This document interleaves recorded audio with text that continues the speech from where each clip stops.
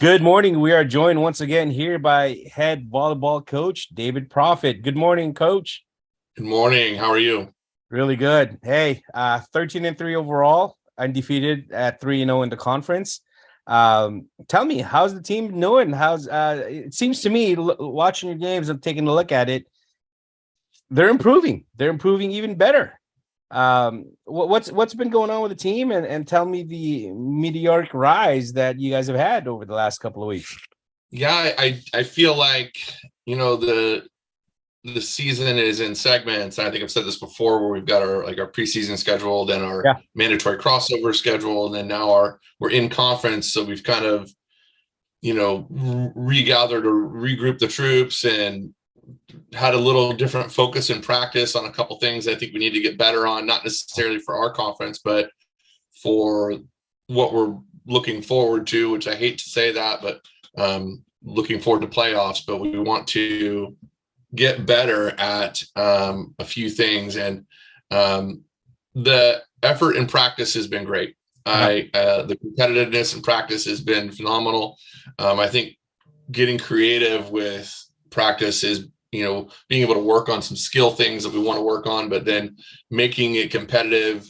We have a little bit of depth, and so that allows us to have players compete in practice in their position, multiple players. And so that really keeps the fire hot, so to speak, in practice. And that's translating into our matches. And we've had a lot of five setters and four setters and matches that we're not getting a lot of 3-0 wins, which I would like to have, but we're getting battle tested, and we're going through the ups and downs in matches and pulling them out, and we're trying to have the identity of a fifth set winning team, and the guys have really kind of embraced that, and they know that matches are long, and that there'll be ups and downs, and how we manage those ups and downs are really going to determine whether we come out the victor or not.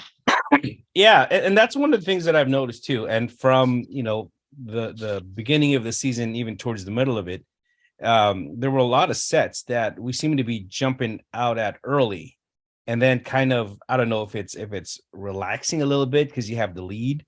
But I have noticed, especially the last couple of games, that we are being able to close out the sets a little better. Now, is that something that you focused on? We've talked about it. Yeah, as far as the mentality of the team going into these games.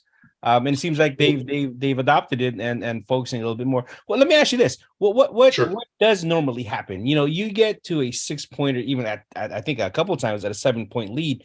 What normally happens, and why does obviously the team's going to want to bring their level game up a little bit, right?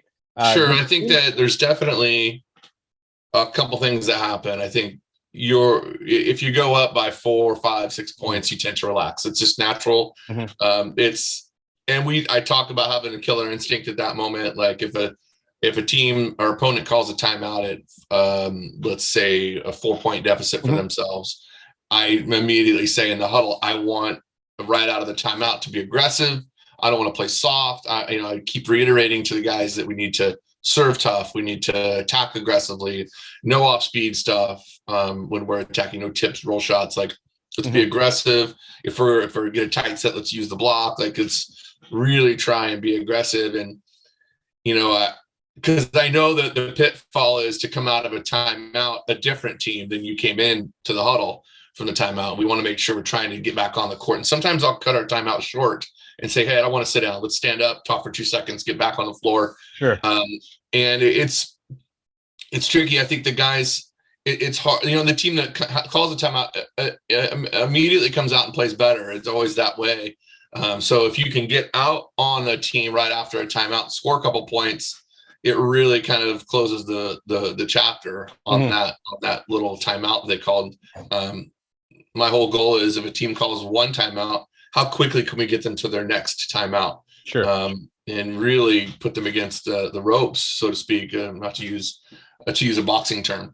But I do think that it's learned. I mean, your team has to go through it, and And every team, it's not just this year is going to be the same as next year. Every single team has to go through these battles. And I think my job as the coach is to identify them, the moments in scoring, that, hey, look at the scoreboard. We're at a 4-point lead. Can we hold on to this lead? Here's what we need to do to hold on to this lead. And that's how I kind of frame, or, try and kind of project onto my team what we want in the next 4 to 6 points out of the timeout. And then I'll identify things like who our opponent has front row, who's attacking, is the center front row, like what do we need to look for out of the timeout? Because I think a lot of times coaches who call a timeout and are down, they panic and they look for a gimmick or some kind of a setter. They go for a setter dump instead of setting their hitters, or they'll go off speed to try to catch us off guard. So I want to identify those things and remind my team that, hey, look for the gimmick play, look for the slide attack or something that we haven't seen yet. Tough game today. Last time we played against Miramar, it went to 3 sets. I believe it was 5 sets, 15-9 in the fifth. Yes. Important conference game, right? We're currently ahead of them by 1 game. If I were to ask you, Sure. what are the things that we need to do tonight at 6 p.m. at San Diego Miramar? And I have a question about that as well. What are the things that we need to do a little bit better tonight as opposed to the last meeting, which was Wednesday the 15th, in order to make this not such a difficult game? I mean, it'll always be a difficult game. Conference games are always tough, but what are the things that we need to do better today as what we did last time? I think that just kind of thinking about the last match we played against them, they played extremely well. They served very tough. They got us into tough positions in serve receive, where we didn't pass very well. And contrarily, they passed extremely well. They were very good in serve receive. I think those 2 things, if we could serve tougher and a little bit execution, we don't miss as many serves. I'm okay with missed serves as long as we're not getting past that 4 or 5 missed serves per set. If we could stay into the 3 and 4 missed serves per set and serve really tough, we're going to, hey, if they pass well in that instance, then great for them. Good job. And we'll have to just block and play better defense. That will be something we've worked out. I have made some changes after watching the video 4 or 5 times now of the last match. We've made some adjustments in yesterday's practice right before we're getting ready to go in and play them that I hope make a difference. And if they don't make a difference, at least we're aware, I think, of some tendencies we might see again. I do think that we have to be resilient. Every match is different. We have to be able to make adjustments in match. We have to be able to control our emotion. I think it's easy to get caught up in situations where you're not playing well. And also, it's easy to get caught up when you're playing well and relax. So I think that'll be something we have to manage a little bit better today. Again, I think this is our rival right now. I think that there's no doubt that there's a battle between these 2 schools to win conference. No offense to Palomar or Grossmont, they're great teams, but I just think that they're more of a competitor right now than other teams.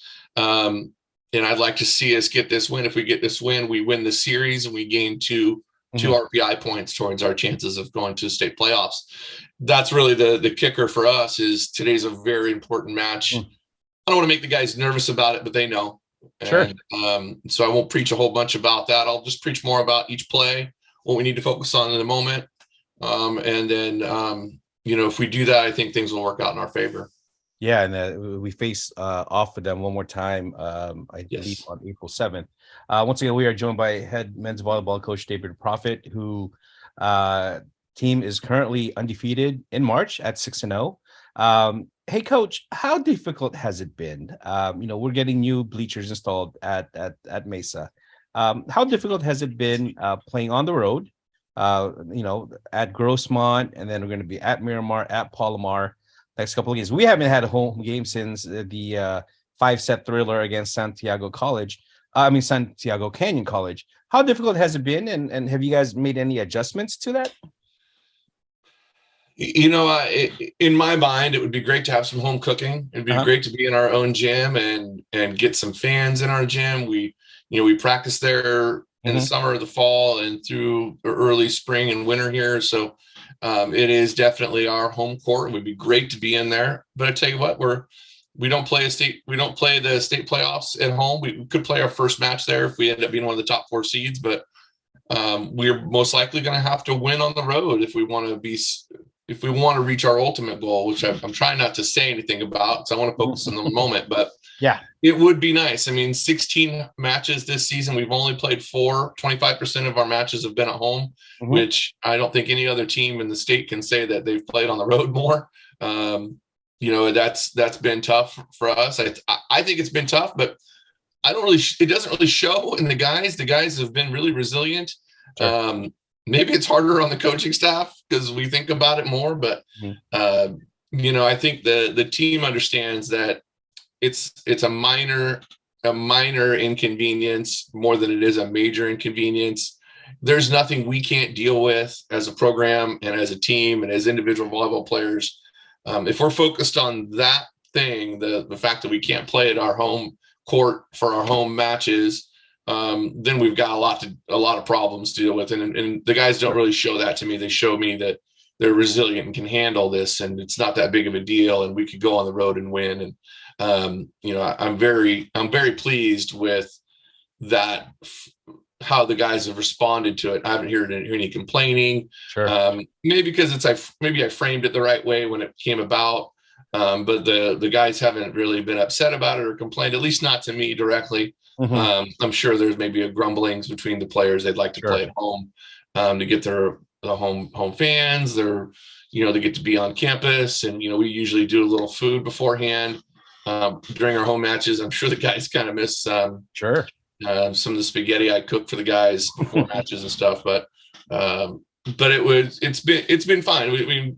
We've embraced it, and I think the guys understand that in order to win everything, you got to win on the road. Absolutely. Well, I think whatever it is you're doing, Coach, it's working. Again, as I mentioned, undefeated in March with a 6-0. Important match tonight against Miramar. First serve is scheduled for 6 p.m. Coach, I know you got to get running here because I'm sure there's a lot of things you still got to deal with, but let's go get him tonight. Good luck. Let's go get a stronghold of this conference and get that victory. Thank you. I appreciate it, Mr. Navarro. Thanks, Dave. All right. Talk to you later. Bye.